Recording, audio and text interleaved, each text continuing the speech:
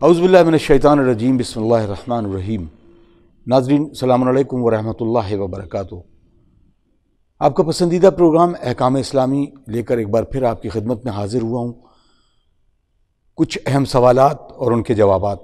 ہمارے ساتھ موجود ہیں اسٹوڈیو میں حجت الاسلام والمسلمین علی جناب مولانا مصطفیٰ علی خان ادیب الہندی صاحب، اور ہم اس پروگرام کا آغاز پچھلے ایپیسوڈ کے کچھ سوالوں سے لیتے ہیں، کیونکہ کچھ اہم سوالات رہ گئے تھے، اس پر ہم آج تبصرہ کریں گے۔ السلام علیکم آقا۔ علیکم السلام ورحمۃ اللہ۔ آقا، لعن کے بارے میں گفتگو تھی، تو میں چاہتا ہوں کہ اس پر تفصیل کے ساتھ بیان کیا جائے، کہ کچھ سوالات جو تھے وہ رہ گئے تھے میرے خیال سے، تو اس پر تفصیل سے اگر آپ فرما دیں گے تو تمام جو ناظرین ہیں وہ مستفیض ہو رہیں گے۔ اعوذ باللہ من الشیطان الرجیم، بسم اللہ الرحمن الرحیم، الحمدللہ رب العالمین، وصلی اللہ علی سیدنا محمد وآلہ الطیبین الطاہرین۔ لعن،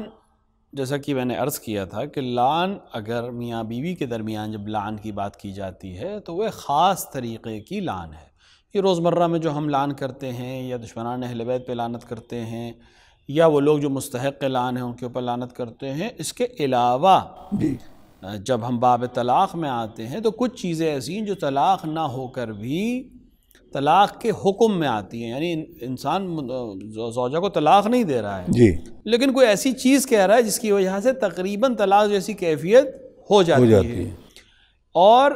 جیسا کہ زہار تھا کہ اپنی ماں کی پشت کی طرف نسبت دینا یا محرم کی پشت کی طرف نسبت دینا، تو اس سے طلاق واقع نہیں ہوگی، لیکن یہ زوجہ اس سے مجامعت حرام ہو جائے گی جب تک کفارہ نہ دے دے۔ اسی طرح ایک چیز لعن ہے۔ یہ لعن عام روزمرہ کی لعن کے سے مختلف چیز ہے۔ یہ لعن یہ ہے کہ مرد اور عورت ایک دوسرے پہ خاص شرائط میں لعن کریں۔ یہ صرف دو صورتوں میں ہونا ممکن ہے۔ روزمرہ کی لعن اگر ایک دوسرے سے کچھ کہہ رہے ہیں تو اس سے مطلب اس چیز کا نہیں ہے، یہ بہت اچھی طرح سمجھ لیں۔ دو مورد ایسے ہیں، دو جگہ ایسی ہے جہاں پر لعن واقع ہو سکتی ہے اپنے خاص شرائط کے ساتھ۔ وہ یہ ہے کہ شوہر اپنی زوجہ پر زنا کا الزام لگائے علیاذ باللہ، یعنی کہے کہ اس زوجہ نے میری زنا کیا ہے، اور گواہ پیش کرے۔ اگر گواہ نہیں پیش کر سکا تو شوہر کے اوپر حد تہمت جاری ہو جائے گی، یعنی 80 کوڑے اس کو لگائے جا سکتے ہیں۔ اگر خاتون کہے کہ اس نے مجھ پر جھوٹی نسبت لگائی ہے، اس کے اوپر حد جاری کی جائے تو اس کے اوپر 80 کوڑے کی سزا، جو کہ کسی کے اوپر قذف کرنے کی سزا ہے، کسی پہ جھوٹا الزام لگانے کی سزا ہے، خصوصاً تہمت زنا لگانے کی سزا ہے، وہ اس کے اوپر جاری ہو جائے گی۔ لیکن اگر وہ گواہ پیش کر دے یا خود چشمدید گواہ ہو اور حاکم شرع کے سامنے لعن کرے، جس کا بھی میں پوری طرح سے ذکر کر دوں گا،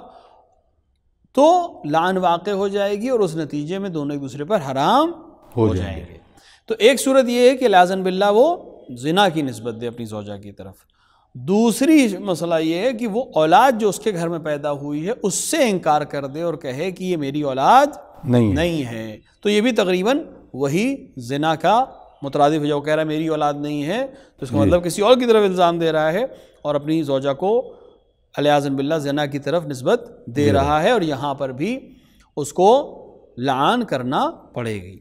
ان دو صورتوں کے علاوہ جو بات ہم روزمرہ میں کرتے ہیں اس سے کوئی ایسا مسئلہ نہیں ہے۔ اب ایک سوال اسی میں جو ہے کہ یہ تو کافی حد تک دیکھا گیا ہے کہ غصہ بہت لوگوں کو شدید قسم کا آتا ہے، اور کیفیت یہاں تک آ جاتی ہے کہ وہ اپنے بچوں کو اس طرح سے غصے میں بھی کہنے لگتا ہے کہ یہ مطلب جو یہ جملہ ہے اعوذ باللہ کہ ہم کیسے ہم یہ مان لیں کہ یہ میرے ہی بچے ہیں، تو کیا اس پر بھی یہ چیز لاگو ہو جائے گی؟ نہیں، روزمرہ کی بات میں یا روزمرہ کے جھگڑوں میں یا میاں بیوی کے جو عام طور سے جھگڑے ہوتے ہیں اور اس کے اندر بات چیت کرتے میں غصے میں طیش میں آ کر کوئی بات کہہ دینا، یہ کافی لعن ہونے کے لیے نہیں ہے۔ خصوصاً وہ بچہ جس کو اپنی دنیا میں جب وہ پیدا ہوا تھا مبارکباد دی گئی تھی، سب نے قبول کی تھی اور خوشی منائی تھی، تو اب اس کو لعن نہیں کر سکتا۔ یہ اس وقت کی بات ہے کہ جب پیدا ہو بچہ اور یہ انسان کہے کہ میرا نہیں ہے۔ اچھا، اب بچہ پیدا ہو چکا ہے، کئی برس گزر چکے ہیں، اس کے ساتھ جشن منا چکا ہے، لوگوں سے مبارکباد قبول کر چکا ہے، اب اس سے انکار نہیں کر سکتا۔ یہ روزمرہ کے جھگڑے والی بات ہے، حالانکہ اس وقت بھی ایسا جملہ نہیں دہرانا چاہیے، یہ خلاف ہے مومن کے احترام کے خلاف ہے، اور خاص طور سے شیبہ اہل بیت علیہ السلام کے خلاف ہے۔ یہ دونوں مسئلے جو ہم نے عرض کیے یہ اسی وقت کے ہیں، یعنی اگر انسان کہے کہ البتہ اس میں صرف یہ کہ کسی نے آ کے مجھ سے کسی نے آ کر شوہر سے کہہ دیا اور یہ بات مان کر لعن کرنے لگے، یہ صحیح نہیں ہے۔ یا تو چشمدید گواہ ہو یا اس کے پاس 4 گواہ ہوں۔ اگر مرد کے اندر ایسی کوئی کمی ہو جس کی وجہ سے وہ چشمدید گواہ نہیں ہو سکتا، جیسے وہ اندھا ہو، نابینا ہو، یا کہے کہ میں نے سنا، میں نے کمرے کے پیچھے سے سنا، لیکن آنکھوں سے دیکھنے کی گواہی نہ دیکھ سکتا ہو، تو اس کے اوپر بھی حد قذف جاری ہو جائے گی اور لعن جاری نہیں ہوگا۔ ہاں عورت بھی اعتراف کرے، اور اگر عورت اعتراف نہ کرے تو پھر حاکم شرع کے سامنے یہ لعن ہوگی، یعنی گھر میں کرنے سے کوئی فائدہ نہیں ہے۔ حاکم شرع کی موجودگی میں صیغہ لعن ایک باقاعدہ صیغہ ہے جس کو جاری کرنا پڑے گا، یعنی انسان 4 مرتبہ یہ چیز دہرائے گا کہ میں خدا کو شاہد مان کر تم پر زنا، اپنی زوجہ کے اوپر، یہ جو میری زوجہ ہے اس کا نام لے کے یا اس کی طرف اشارہ کر کے کہے کہ اس پر زنا کا الزام لگاتا ہوں، یہ 4 دفعہ کہے، اور اس کے بعد کہے کہ میں جھوٹوں پر اللہ کی لعنت ہو۔ جب یہ بات کہہ دے تو پھر عورت بھی کہے گی اس کے جواب میں کہ یہ جو الزام مجھ پہ لگایا گیا یہ جھوٹا ہے۔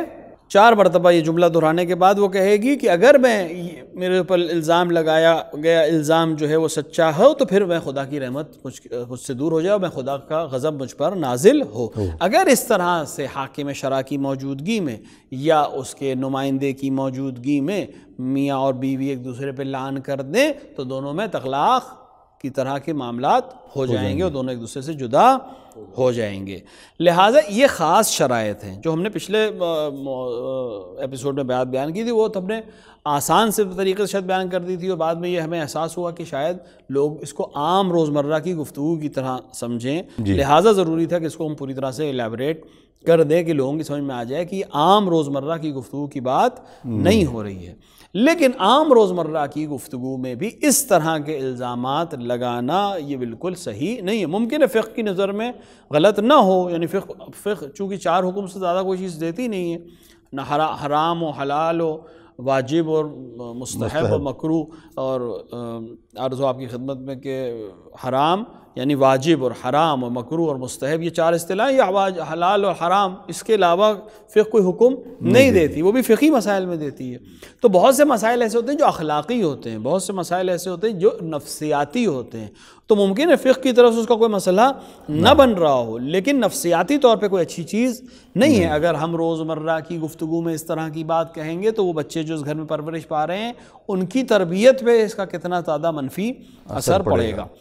اسی طرح وہ معاشرہ اب کی جو ہماری جدید جو سائنس ہے، اور اسی کے ساتھ ساتھ ائمہ اہل بیت علیہ السلام کی جو تعلیمات ہے، اگر اس کو ہم ملا کر دیکھیں تو جس گھر میں بہت زیادہ زن و شوہر میں یعنی میاں بیوی میں جھگڑے ہوتے ہیں اور اس طرح کی باتیں ہوتی ہیں، وہاں جو بچے تربیت پاتے ہیں وہ عام طور سے سماج کے لیے بہت اچھے ثابت نہیں ہوتے، کیونکہ وہ منفی طور سے تربیت پاتے ہیں، لہٰذا ممکن ہے بہت زیادہ منفی سوچ کے ساتھ سماج میں آئیں اور کل وہ اس سے بدتر سماج کو واپس کریں۔ لہٰذا صرف 2 آدمیوں کے جھگڑے کی بات نہیں ہے، ایک پورے سماج کی بات ہے اور ان بچوں کی تربیت کی بات ہے۔ لہٰذا جہاں تک لعن کا سوال ہے، مخصوص حالات میں، مخصوص شرائط میں جب اس طرح سے میاں بیوی آپس میں لعن کریں تو ان میں طلاق واقع ہو جاتی ہے۔ وہ الا اگر روزمرہ کی گفتگو میں ایسی کوئی بات کہیں تو یہ طلاق والے یا لعن والے شرائط تو مرتب نہیں ہوتے، لیکن اخلاقی طور سے یہ کام انجام نہیں دینا چاہیے۔ آگے بہت عمدہ جواب دیا آپ نے۔ اس کے لیے کچھ کفارہ بھی ہے، اگر مثلاً رجوع کرنا چاہے تو کیا کفارہ دے کر اس پہ رجوع کیا جا سکتا ہے؟ نہیں، لعن میں رجوع نہیں ہے، حرام معبد ہو جائیں گے ایک دوسرے کے لیے، ہمیشہ کے لیے ایک دوسرے کے لیے حرام ہو جائیں گے، کیونکہ ظاہری طور پر ایک دوسرے پر لعن جو اس طرح سے کی جا رہی ہے وہ بہت سوچ سمجھ کے کرنے والی چیز ہے۔ ممکن ہے طلاق میں بہت سے شرائط، حالانکہ طلاق بھی اتنی آسان نہیں ہے ہماری فقہ میں کہ کسی نے طلاق کہہ دیا اور طلاق ہوگی، ایسا نہیں ہے، شرائط کی ہونا ضروری ہے۔ اسی کے ساتھ ساتھ طلاق میں ممکن ایک آدمی نے جن حالات میں طلاق دی وہ حالات بدل گئے ہیں، یا بعد میں اس کی سمجھ میں آیا کہ نہیں میں ان سختیوں کے ساتھ بھی ایک دوسرے کے ساتھ زندگی ہم گزار سکتے ہیں، تو یہاں کوئی اس طرح کا مسئلہ نہیں ہے۔ لیکن یہاں لعن میں عصمت کا مسئلہ ہے، یہاں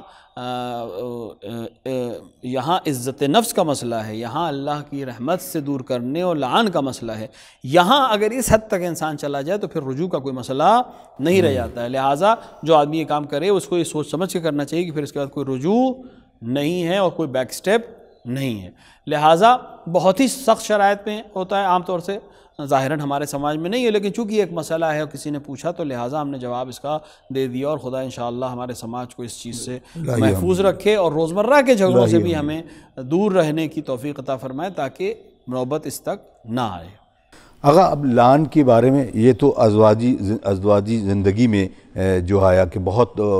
اس کا خطرناک اثرات آتے مرتب ہوتے ہیں سماج پر اور فقہی طور پر کہ وہ ہو گیا، لیکن عام طور پر جو ایک انسان ایک دوسرے پہ لعان کرتا ہے، مثلا وہ کسی کو برا سمجھتا ہے اور اس پر لعان کرتا ہے، تو اس لعان کا کیا مقصد ہوگا اس زاویے سے اگر ہم دیکھیں؟ نہیں دیکھیں، لعان میں نے عرض کیا تھا کہ اگر میاں بیوی ایک دوسرے پہ لعان کر رہے ہیں خاص شرائط سے تو وہ ایک الگ بحث ہے۔ جی، یہ جو روزمرہ میں ہماری زندگی میں ہم ایک دوسرے کے اوپر برا بھلا کہیں، یا کوئی شخص کسی کو برا بھلا کہے، یا کوئی لعنت کرے کسی پر، لعنت اصل میں خداوند عالم کی رحمت سے دور کرنے کی دعا ہے۔ جی، یعنی چونکہ خداوند عالم کی رحمت ہر ایک پر شامل ہے، لہٰذا یہ شخص کہتا ہے کہ فلاں پر تیری رحمت شامل نہ ہو۔ یہ لعن بھی کرنے کے لیے ضروری ہے کہ جس پہ لعن کی جائے وہ مفسد فی الارض ہو، جس پہ لعن کی جائے وہ مستحق لعن ہو۔ قرآن نے لعنت کی ہے، قرآن نے بھی لعن کیا ہے، ایسا نہیں قرآن نے لعنت نہیں کی ہے، لیکن قرآن نے مثلا ان لوگوں پہ لعنت کی ہے جو مستحق لعنت ہے۔ مستحق لعن کون ہے؟ جو اللہ کا انکار کریں۔ مستحق لعن کون ہے؟ جو اللہ کو اذیت کریں یا جو رسول کو اذیت کریں۔ اہل بیت علیہ السلام کو چونکہ اہل بیت کو اذیت، رسول کو اذیت ہے، لہٰذا اس لحاظ سے تو اس طرح کے خاص شرائط میں ہی لعن کرنی چاہیے۔ روزمرہ کے جھگڑے میں کچھ پیسے کے لیے اور کچھ مال کے لیے یا کسی اور چیز کے لیے لعن کرنا صحیح نہیں ہے۔ البتہ یہ لعن کرنے سے مراد یہاں پر یہی ہے کہ خدا کی رحمت اس کے اوپر نازل نہ ہو۔ روایت میں ہے کہ اگر شخص مستحق لعن نہیں ہے تو یہ لعن واپس اس پر آتی ہے جس نے یہ لعنت کی ہو۔ لہٰذا جو مستحق لعن ہے، جن کے لیے روایات میں موجود ہے، جن کے لیے قرآن نے لعنت کی ہے، ان کے علاوہ اگر کسی پہ لعنت کرنا چاہے تو انسان کو سوچ سمجھ کر یہ کام انجام دینا چاہیے کہ کہیں ایسا نہ ہو کہ وہ چیز جو دوسرے کے لیے چاہ رہا ہے وہ اس کے شامل حال ہو جائے۔ لہٰذا ایک دوسرے سے لعن طعن نہ کریں۔ ہاں ممکن ہے کوئی سخت الفاظ استعمال کر سکتا ہے، لیکن اس حد تک کے الفاظ استعمال کرنے سے پرہیز کرنا چاہیے۔ بہت شکریہ آقا، آپ کو سوالات ہیں جس میں لے لیتے ہیں۔ ایک صاحبہ جنہوں نے اپنا نام نہیں لکھا ہے، السلام علیکم۔ وعلیکم السلام۔ وہ کہتی ہیں کہ دودھ پلانے کا جو رواج ہے کہ وہ کس بچے کو کس مقدار میں کتنے دنوں تک دودھ پلائیں جو اس کے لیے وہ محرم ہو جائے، اور کب تک اس کو نہ پلایا جائے جس سے وہ نامحرم رہے۔ عرض ہو آپ کی خدمت میں کہ رضایت کا مسئلہ یہ ہے کہ جس طرح کسی کا بیٹا ہونے سے محرمیت ہوتی ہے اسی طرح دودھ پلانے سے بھی محرمیت ثابت ہو جاتی ہے، لیکن اس کے شرائط ہیں۔ پہلی شرط تو یہ ہے کہ یہ بچہ 2 سال سے کم عمر کا ہونا چاہیے۔ بس اگر 2 سال اس کے پورے ہو چکے ہیں تو دودھ پلانے سے محرمیت ثابت نہیں ہوگی، اور یہ بچہ اس خاتون کے لیے یا اس کے دوسرے بچوں کے لیے محرم نہیں ہوگا۔ لیکن اگر 2 سال سے کم عمر ہے اور کسی خاتون سے کوئی بچہ 15 مرتبہ دودھ پیے یا ایک پورے دن و رات ملا کے اس کو ہم کہتے ہیں دودھ پیے، اور بیچ میں کچھ اور غذا نہ لے،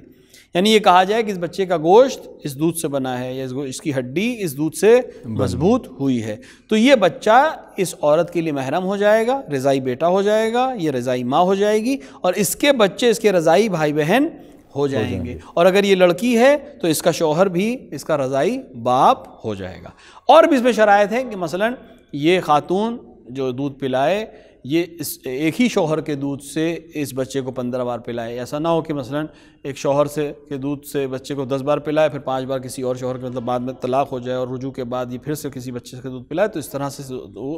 یہ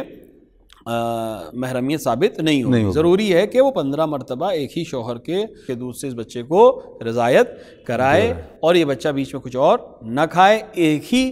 خاتون سے یہ دودھ پیے، بیچ میں کئی اور خاتون شامل نہ ہوں، اور ساتھ ہی ساتھ اس بچے کو یہ دودھ مستقیماً سینے سے لگا کر پلایا جائے، جو آج کل طریقہ ہے، بہت سے طریقے ہیں آج گئے ہیں کہ وہ اس سے دودھ کو نکال کر پھر بچے کو شیشی کے ذریعے پلایا جائے، اس سے محرمیت ثابت نہیں ہوگی۔ یہ باقاعدہ اس کو سینے سے لگا کر ہی دودھ پلانا پڑے گا، تب محرمیت ثابت ہوگی۔ اگر 2 سال پورے ہو چکے ہیں بچے کے تو محرمیت ثابت نہیں ہوگی۔ اگر بچے کو 1 بار یا 2 بار یا 5 بار یا 10 بار مثلا دودھ پلا دیا ہے تب بھی محرمیت ثابت نہیں ہوگی۔ اگر بچہ کوئی بیچ میں اور غذا بھی کھا رہا ہے اور سوائے دودھ کے بہت سی چیزیں کھا رہا ہے تب بھی محرمیت ثابت نہیں ہوگی۔ اب محرم اور نامحرم کو میں چاہتا ہوں اس کو بھی ایلیبریٹ کر دیا جائے، کیونکہ محرم اگر دیکھا جائے کہ ایک شخص کے لیے اس کی زوجہ بھی محرم ہے، اس کی بہن اور اس کی ماں بھی محرم ہے، تو ان میں محرم میں کیا فرق کیا جاتا ہے اور کیسے اس کو ایک ایلیبریٹ کیا جائے گا کہ یہ محرم ہے اور یہ نامحرم ہے؟ دیکھیے، جب پہلی بار ہم کہتے ہیں کہ کوئی محرم ہے یعنی اس شخص سے حجاب ضروری نہیں ہے، اس میں انسان کے بھائی بہن ماں باپ یہ حکم میں آتے ہیں، یہ محرم ہے یعنی ان سے حجاب ضرورت نہیں ہے اور پھر ان سے ازدواج بھی نہیں ہو سکتا ہے۔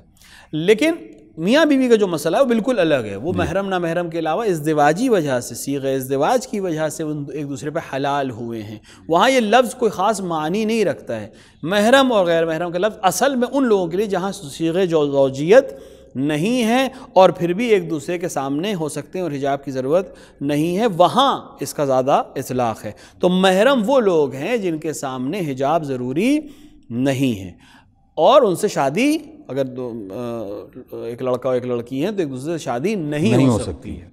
لہٰذا اگر اس لحاظ سے دیکھا ہے تو چچا زاد بھائی بہن ایک دوسرے کے محرم نہیں ہیں، خالہ زاد بھائی بہن ایک دوسرے کے محرم نہیں ہیں، لیکن سگے بھائی بہن، رضائی بھائی بہن یا ایک ماں کی اولادیں یا ایک باپ کی اولادیں، یہ سب آپس میں محرم ہیں اور ایک دوسرے سے شادی نہیں کر سکتے۔ لہٰذا یہ شرعی حکم ہے۔ اب ممکن ہے کسی سماج میں اس طرح سے غلط ہو گیا ہو کہ مثال کے طور پر سب کزنز ایک دوسرے کے سامنے اس طرح سے حجاب نہ کرتے ہوں یا حجاب کی رعایت نہ کرتے ہوں، اس سے مطلب شریعت کا نہیں ہے، شریعت کا حکم اپنی جگہ پر نافذ رہے گا۔ البتہ حجاب کی جو صورت ہے وہ واجب حجاب کی صورت ہے، یعنی اپنے بالوں کو چھپانا اور اپنے جسم کے اوپر اس طرح سے کپڑے پہننا کہ جسم کے اعضاء و جوارح واضح نہ ہوں، تب بھی کافی ہے اور اس سے زیادہ کی ضرورت نہیں ہے۔ یا ہاتھ کا تھوڑا سا کھلا ہونا جہاں تک نماز کی حالت میں کھلا ہوتا ہے یا چہرے کا کھلا ہونا، اس میں کوئی مسئلہ نہیں ہے۔ لہٰذا انسان کو اگر وہ ایک دوسرے کے ساتھ زندگی گزار رہے ہیں، یا چچا زاد بھائی بہن ایک دوسرے کے یہاں آتے جاتے ہیں یا خالہ زاد بھائی بہن یا جو آج کل کا طریقہ ہے سب ایک دوسرے کے یہاں آتے جاتے ہیں، تو آنے جانے میں کوئی حرج نہیں ہے، بیٹھنے باتیں کرنے میں کوئی حرج نہیں ہے، لیکن اس چیز کا خیال رکھنا چاہیے کہ وہ ایک دوسرے کے محرم صحیح معنوں میں، شرعی معنوں میں محرم نہیں ہیں۔ اور بہت دفعہ ایسا ہوتا ہے کہ جس کو ہم چچا زاد بھائی کہہ کے زندگی اور بھائی کا بعد میں اس سے شادی ہو گئی یا خالہ زاد بھائی بہن کی آپس میں شادی ہو گئی یا ماموں زاد بھائی بہن سے آپس میں شادی ہو گئی، اور یہ ہوتا ہے اور ہوتا چلا آ رہا ہے کیونکہ شریعت نے اس کو جائز قرار دیا ہے۔ لہٰذا ان چیزوں کی رعایت کرنا ضروری ہے، اور شریعت نے جو حکم دیا ہے اس کی وجہ ہے حرام سے محفوظ رکھنا۔ اور اس طرح کے مسائل پیش آتے ہیں، چاہے اس کو کوئی ایکسیپٹ کرے یا نہ کرے، تو شریعت کا حکم اپنے آپ میں نافذ ہے اور اس کا خیال رکھنا چاہیے تاکہ انسان حرام سے محفوظ رہ سکے۔ اب رشتوں کے بارے میں تفصیل بہت کم وقت ہے، تو وہ رشتے کہ جو جڑے ہوئے ہوتے ہیں ماں سے اور باپ سے، تو وہ ایک خاتون کے لیے کون سے رشتے ہیں محرم اور ایک شخص کے لیے کون سے محرم؟ دیکھیے، ماں کی طرف سے یا باپ کی طرف سے جتنا سلسلہ اوپر چلا جائے گا، یعنی ماں اور اس کی ماں اور اس کی والدہ، یہ سب کے لیے، دونوں کے لیے بالکل ماں کے حکم میں ماں کی ماں بھی محرم رہے گی، اس کی ماں بھی محرم رہے گی، اور اسی طرح باپ کی طرف سے یہ سلسلہ جتنا اوپر چلا جائے اور جتنا نیچے چلا جائے، یہ سب ایک دوسرے کے محرم رہیں گے، چاہے وہ لڑکا ہو اور چاہے وہ لڑکی ہو۔ تو ماں کی طرف سے بھی جتنے رشتے اوپر سیدھے چلے جا رہے ہیں یا اس کی اولاد جو نیچے سیدھی چلتی چلی جا رہی ہے، وہ سب ایک دوسرے کے لیے محرم رہیں گے۔ جیسے بیٹی کی بیٹی یا اس کی بیٹی، اگر کوئی شخص اس سے وہ بالکل اسی حکم میں رہیں گے، اور اسی طرح سلسلہ اگر اوپر کی طرف چلا جائے تب بھی ایک دوسرے کے لیے محرم رہیں گے۔ ضروری نہیں کہ لڑکا ہو یا لڑکی ہو، اگر لڑکا ہے تب بھی اس کی مثلا اگر ماں کی طرف سے ہے تو خالہ لگے گی، خالہ کی والدہ نانی لگے گی، اس کی والدہ پھر پر نانی لگے گی، اسی طرح اولاد میں بیٹی، اس طرح سے مسلسل لگے جو رشتہ نیچے چلتا چلا جائے گا وہ محرم رہیں گے، اور یہی چیز لڑکوں کے لیے بھی صادق آتی رہے گی۔ بہت بہت شکریہ آغا، وقت تمام ہو چلا ہے اور انشاءاللہ اگلے ایپیسوڈ میں پھر کچھ سوالوں کا سلسلہ ہوگا۔ ناظرین، آپ دیکھ رہے ہیں پروگرام احکام اسلامی، اور انشاءاللہ تعالی یہ سلسلہ یوں ہی جاری اور ساری رہے گا۔ پھر گزارش ہے دیے گئے نمبر پر اپنے سوالات ہمیں بھیجتے رہیں تاکہ آپ کے سوالوں کے جواب ہم آپ تک پہنچاتے رہیں۔ اپنے میزبان اطہر کاظمی کو اجازت دیجیے، انشاءاللہ پھر ملاقات ہوتی ہے۔ السلام علیکم ورحمۃ اللہ وبرکاتہ۔